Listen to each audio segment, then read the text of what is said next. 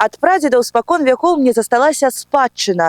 Паміж сваіх і чужакоў яна мне ласкай матчынай.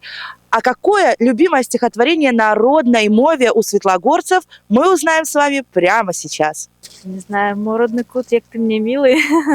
Мой родный кут, як ты мне милый. Забыть тебе не маю силы. Мой родный кут, як ты мне милый. Забыть ещё? тебя не маю силы, не знаю, нет, уже не вспомню. А второй какой-нибудь? Каб любіць Беларусь нашу мілую, трэба ў розных краях пабываць. Разумею цяпер, чаму з выраю жураўлі на палесе ляцяць. Как красиво! Спасибо. А шаты ўсталі нечакана, бо быццам парыла ўжо зрана. Беларужовыя іх шаты стаяць маўкліва і зацяты. Красиво, кто написал? Як у колас. Белые волокны стелются над долом, не спяваюць птушки, стихнул лес у шолах. Красиво. Я беларус. Я нарадзіўся на гэтай казачнай зямлі. Паміж лясоў і пушчаў дзікіх, дзе прашчуры адвек жылі.